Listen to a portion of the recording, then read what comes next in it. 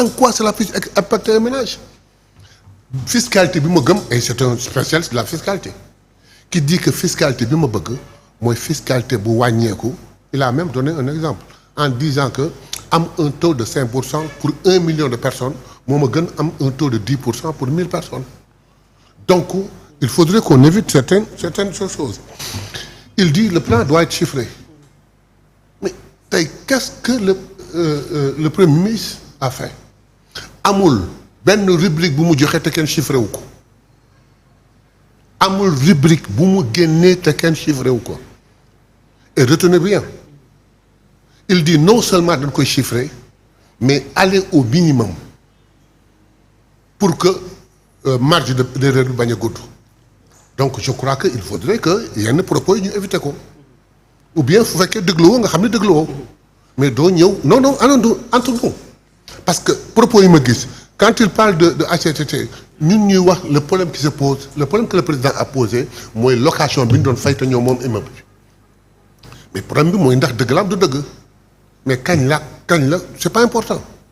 Deuxièmement il parle de la subvention il parle de la fiscalité impact bu mu mën def ci population bi alors qu'on a expliqué très clairement que à la limite sax dañ koy cibler pour ñi ko war a jot ko. Deuxièmement il demande qu'on fasse un plan chiffré mais tout a été chiffré aujourd'hui et au minimum pour éviter les erreurs. Bon vous avez raison hein, il y a eu 3 ans de troubles yoo xam ni Sénégal liggéey bi jafe woon na mais ça n'a pas empêché de faire d'emprunter beaucoup d'argent. Oui. Et de faire disparaître 5000 milliards. lu ñu ñàkk liggéey emprunter nañu et faire disparaître 5000 milliards mais ce qui est le plus important en dehors de ce plan de redressement mais une phrase que le Premier ministre a dite et que le président a dit mooy est-ce que gannaaw plan de redressement bi nga xam ni daal na xel ci leen jëm te incha allah dina defar Sénégal léegi nag lee amoon démb est-ce que dañ ciy def table rase les gens ont crié toute la salle non et non la réduction des comptes pour xam sunu xaalis boobu surtout ces 5000 milliards qui ont disparu fu mu dugg fu mu ko dugal ku ko fa dugal. D'accord. Donc loolu la ñu ma pour revenir à ta question sur lequel il a bien dit. soo bëggee def benn plan de relance alors que tous tes partenaires de l'extérieur dem nañu mënoo basé wu sur lu dul sur les ressources endogènes donc da ngay xam maay kan d'autant plus que dañuy woote ñun dafa am lu ñuy woote da ngay xam maay kan lan laa bëgg lan mooy sama doole naka laa ko mën a amee ah suñu dajaloo ñun Sénégal am dem dama bëgg rek def benn digression bu ndaw a ndaw gis nga ce qu'il y a soo xoolee la presse internationale aujourd'hui surtout africaine.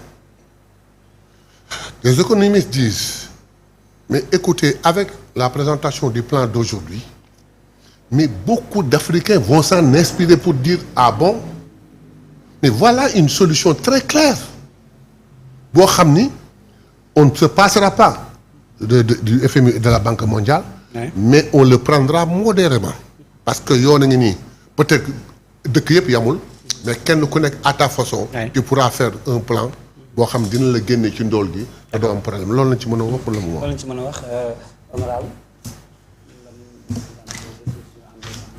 waaw xam nga on dit souvent que des divergences connaissent les bonnes choses man c'est la perception que j'ai d'un débat et je suis là je crois que pour parler aux Sénégalais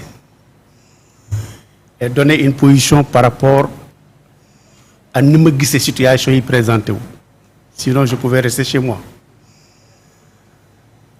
Moi, je dis que nit buy wax dama lay déglu aw ma xam-xam mais as lu tuuti li ma foraatu ak su may jaar ma xool lii lan la war a tekki yéen da ngeen def LFI ñun ñëpp ñu remarqué ne les recettes sont en baisse premier niveau. ngeen ñëw ci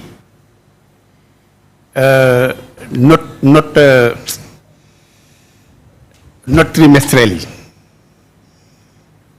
zéro appui budgétaire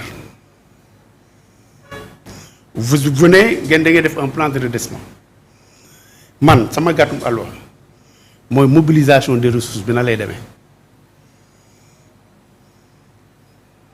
vos recettes sont en baisse.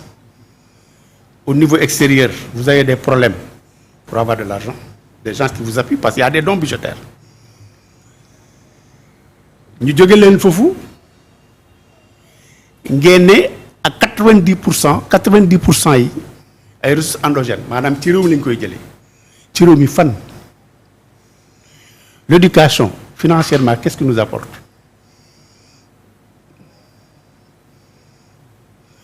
Bu nekké né da nga approuvé mais ki nga xamné dafa tok kërëm di liggéey xol né lam mën mënatu ko comme ni ko Senghor waxé sank koku boko bëggé tégaat lénen koku est-ce qu'il est prêt pour apporter sa contribution par rapport à l'effort de développement yo bi nga bëgg mais couche bobu président non je m'explique xam nga au départ xam nga plan de redressement sëñ bi man j'ai pas le monopole de la vérité ni du savoir dama né redressement boko don def man nangu won na au préalable parce que boy def plan de redressement da ngay viser deux éléments.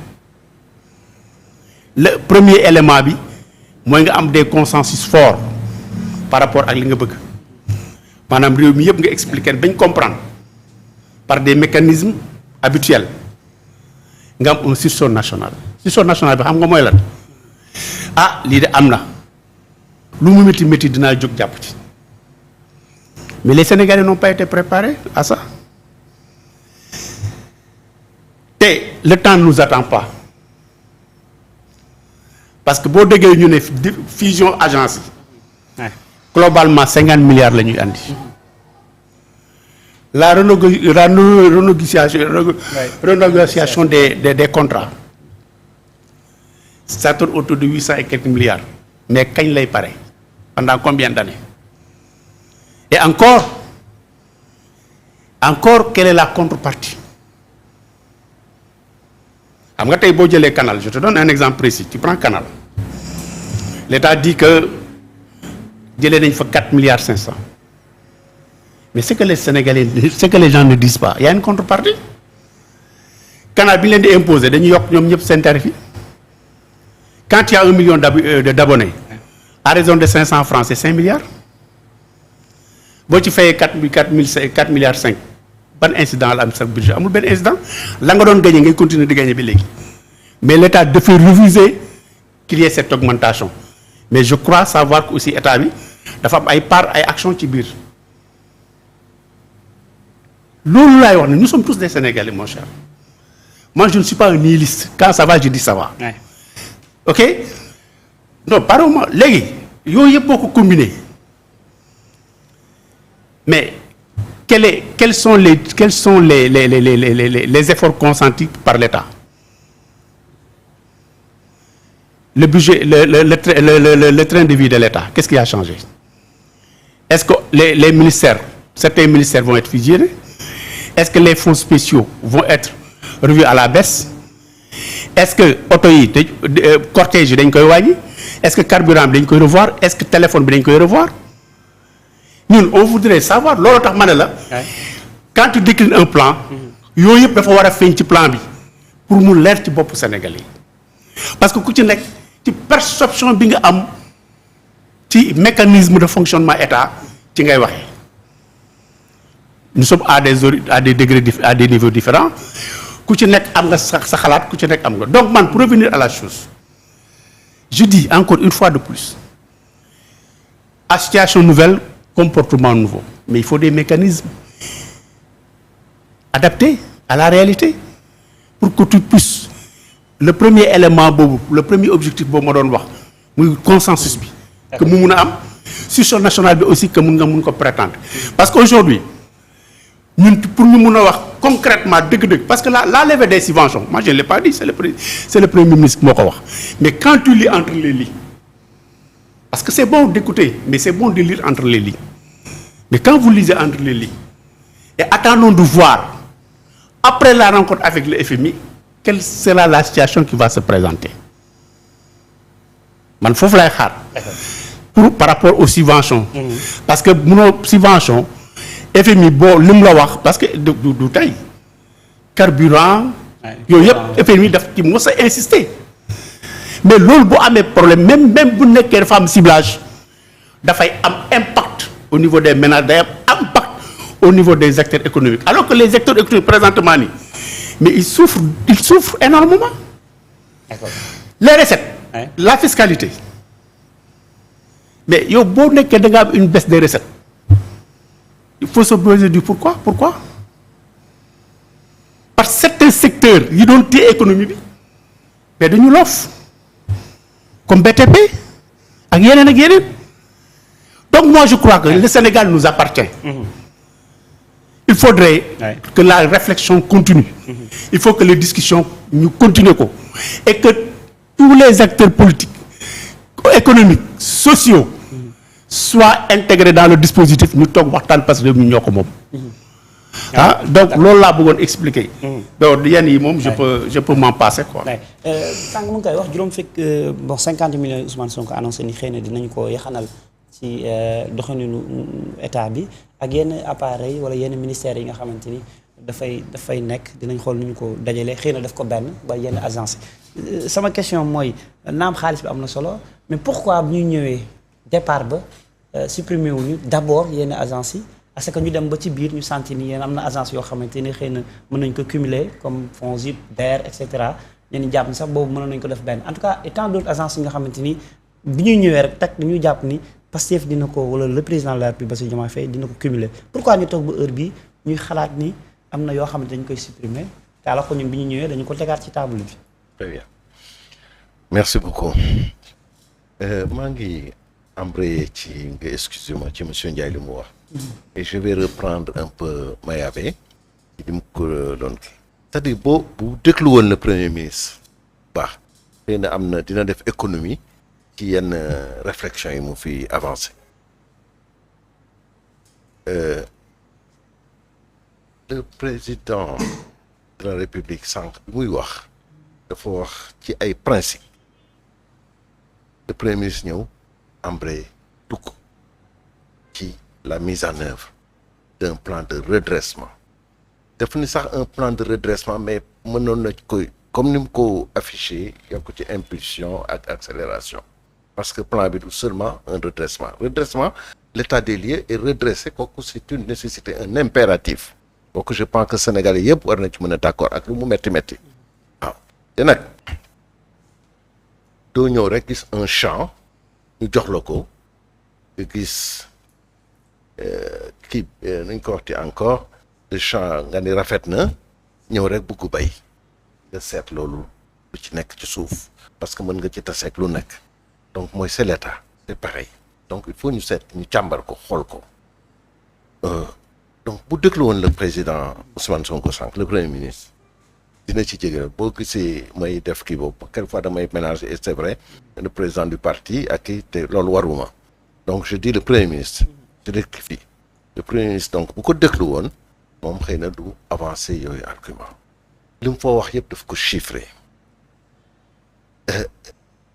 pour répondre 50 même plus 90 milliards ci yenn ci kooku ci benn branche rek la ci benn branche voilà ci benn branche parce que comme ni ko Mayabé waxee yenn subvention yi par l'électricité mais loolu le premier ministre yàgg na ci wax dañu war a cibler ñi nga xam ne ñoo soxla ñu subventionné leen soxla ñi nga xam ne dañu war a bénéficier wu d'un taux assez léger en matière d'impôts et de taxes ñu bénéficier wu mais da ngay xool par exemple des cimenteries ak li ñu ciy gagné yëpp ak lu ñuy def yëpp exonérés pendant des dizaines d'années d'impôts.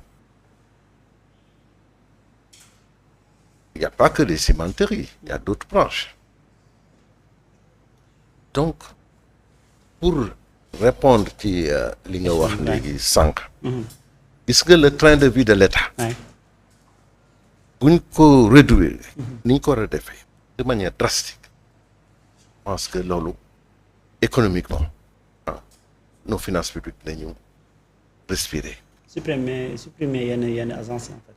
supprimer xam nga mënuñu ñëw rek tëb rek di supprimer te xamuñu lu fa nekk.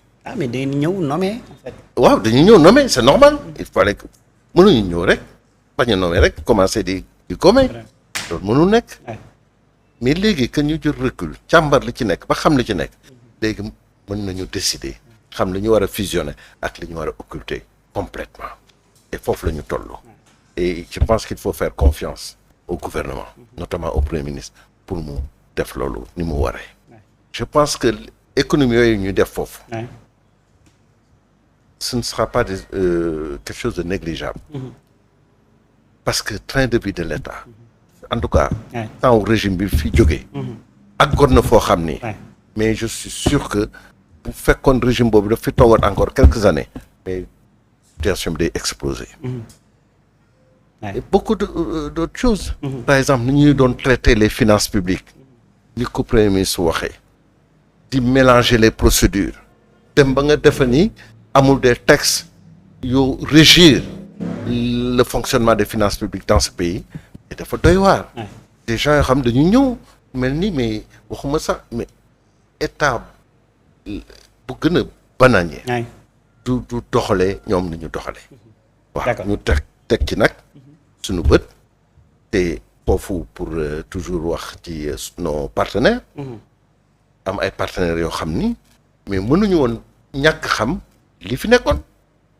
c'est pas possible donc am na leneen yu dugg ci biir yoo xam ni incha allah dinañ ko xool ci war a def rek ñu def ko incha allah. monsieur Senghor 50 milliards yi Ousmane Sonko annoncé ni dina am si maanaam ci état bi ni muy doxee na ñu gën a yaxanal ba liñ ci taamu ak wàññil yenn direction yi c'est vrai que nag président Bassirou Diomaye Faye wax na sax ba li nga xamante ni mooy